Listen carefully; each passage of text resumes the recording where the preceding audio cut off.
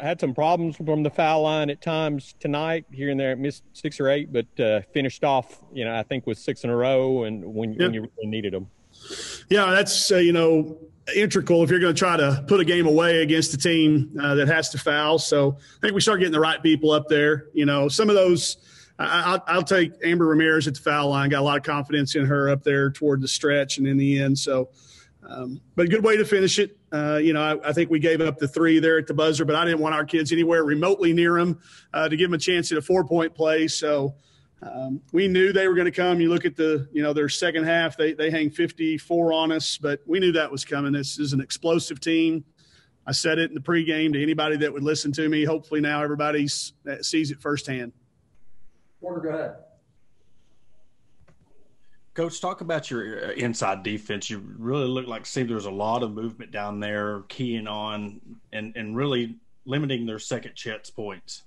Trying to, we started having to double. They've always historically tried to post us up with our guards, and then they tried that today and had a lot of success with it. But we got some turnovers down in there. We went down there and started digging it out and did a good job scrambling and recovering, then rebounding decently. They only get 8 offensive rebounds on us, which is an absolute slam dunk victory for us on most nights like that. So, but yes, post defense and interior defense, and then our guard rebounding. We got in there and we got our, what they like to call themselves big guards, but Amber's 4 defensive rebounds and Michaela Daniels is 5 and Jalen Mason's 5. Those add up a bunch.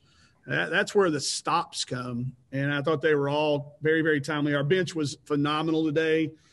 Came in and gave us a lift on offense and defense. Colin, go ahead. Hey, Coach Neighbors, I know you said you'd been concerned about Missouri posting up with the guards. They did it back with Sophie even. But it looked like in the second quarter when they really went to it was Missouri's least effective offensive output. How prepared were you for them doing that, and what did you do to limit them to 11 points in the second quarter? Well, we worked on it pretty much all for a day and a half. We felt like we had to force them to go to plan B. Take away plan A, and that was sometimes we had 3 people down there. It was okay. We miscommunicated, ended up with 3 people instead of just a double team. But that it was the focus, and it was good to see us make them go to plan B. They obviously came back to it when they needed to. But I will tell you this too. We got to the point where we were telling our kids, I didn't think there were enough possessions left if we would just give up 2s. So we were really guarding the arc. And I know we were up 8 or 10 or whatever, and they got it back to the final score is a 3-point game. But I think we did a really good job of managing possessions. We even slowed it down. Debbie, sorry you had to watch that. We actually, for the first time, you got Debbie Antonelli on here. We talk offense all the time. I told Michaela to walk it up twice tonight, and I think that's a new league record for us. But, learning this game was crucial, y'all. You look, we're coming off a tough road game at Kentucky, and we got Tennessee and Texas A&M up next. 1-1 going into those 2 games is so much different than 0-2.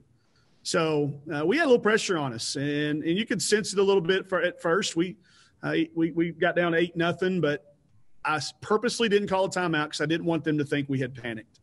I think if I'd have called the timeout at 8 minutes, I don't know what I would have said. I don't know what any of us would have said to them. It could have gone the other direction. Instead, because we got a lot of veterans, we let them play, and I think we finished the half on a really good run there. I don't know what it would mathematically work out to be, but felt like we got settled down, and that was big for the rest of the game. Natalie, go ahead. Coach, I saw before the game, you mentioned it yourself. You're talking about Missouri a lot, said they're definitely one to watch in the SEC. What do you think it said about their grit today that they were able to hold you guys close to? Obviously, you guys have been able to get a little bit more games in this season, hold you guys close till the end.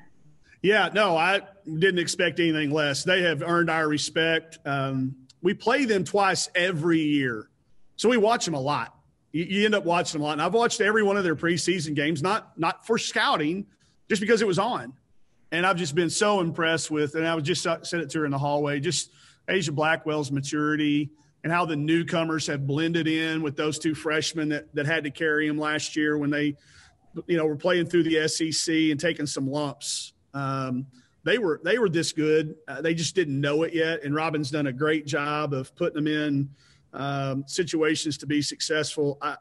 I know how good this team is, and now I haven't even played them. I may have undersold them even a little bit. They are really, really good, and our league is really, really good. I mean, if this is the team that I think is going to look at it and at the end of the year is going to have either a bunch of wins or a bunch of games just like this that they're battling every single person they play. Debbie, do you have anything? Okay, Colin, go ahead. Yeah, Mike, how much did LaDasia Williams getting her fourth foul there in the third quarter, I think, change the game and really open up the offensive glass for Taylor and for Aaron? This much, however wide I can get, that much. It's obviously she came in, made such an impact in the first 3 minutes of the game.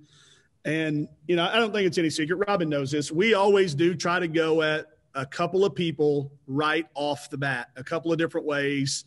And this is now 4 games in a row we've been able to get one of their people in foul trouble. We picked her today because we had no answer for her. Not that we've ever been able to guard Asia that well either, but at least we can hang in there. We had no answer for Williams, and the fact that she got 2 was massive. And we know that. We know next time that may not be the case. We'll have to try somebody different. 2 more. We'll go Paul and then Porter. Hey, Coach, just talk about you said a little bit about your bench play, the play of Mason and Davis in particular. Yep. You're kind of trading offense for defense from some late in the game, especially. Yeah, that's Jalen. I use it with Q an awful lot because she's such a difference maker on the boards, and with her links, she tips a lot of balls. And she had a little period where she had to be out. She's starting to get her legs back under her. We got her back to about 10 minutes tonight that were really important. Jalen's minutes are just so vital because she plays 4 positions. There's just not many people in basketball that can comprehend playing 4 spots and know that in each one of those spots, her role is unique, and fathom that and compartmentalize it and then go out and do it. It asks an awful lot of her, but it is not something I would ask somebody to do that I didn't know was capable of doing it. But she gets 9 and 5 and 2 steals and 2 assists and only turns it over 1 time and probably wants to argue about that turnover because that's just the type of kid. She's that kid that makes 99 on tests and one's mad about the point she missed, That's who Jalen's been. But, those 8 kids have been a really good core for us. It's allowed some of our starters to play closer to the number of minutes that they can play 100% at.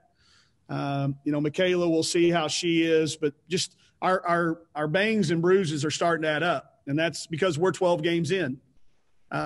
We're at the wall faster than most other people are, and Debbie and I were talking about this earlier, but that's where we're at. Are we the first team in the country to win 10 games? First to play 12. I think we may be the first to win 10. I mean that Mario's scurrying behind me, but maybe somebody else has won 10. A&M's won 10. Leave it to Blair to spoil the party. And NC State.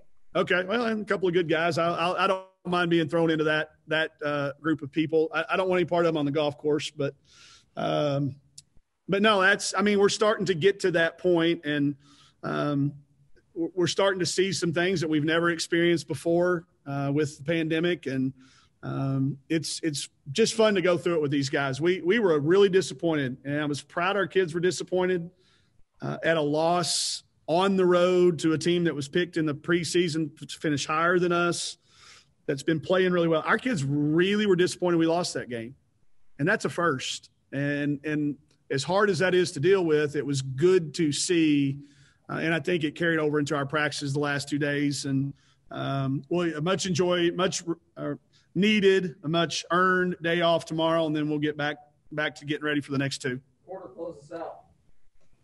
I kind of want to talk about the clutch free throws with Ramirez down the stretch, shooting 4 for 12. Then Michaela, gets hurt, but mentally being able to really hit those clutch free throws. How big is that going to be going down the road? Well, the number is that she drew 7 fouls. That is a personal record for her because she doesn't shoot a lot of free throws typically, but we've been putting the ball in her hands, making her the decision maker in some flat ball screen action, some wing on ball screen action.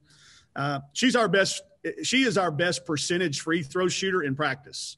Michaela may get there in games. I don't know how that all works out. I haven't followed that as closely, but Amber has big numbers when we shoot our free throw games. So I tell everybody that whoever is at the top of that free throw ladder, we have a little free throw ladder, and whoever's at the top of the free throw ladder in games like this where they're going to have to foul, we're going to put it in that person's hands. So that is Amber, and she goes 7 out of 8, and she's pissed about the one she missed. I can guarantee you. She'll be focused more on that than the 7 that she made. But, for us to get – we had 65 combined three-point attempts and free throw attempts, which is where we need to live in a game that was paced like this. And 7 turnovers. I don't know how many possessions we played, but our turnover rate was outstanding. Anytime you can have a 1 to 10 turnover to shot attempt ratio, field goal attempt ratio, that's pretty good.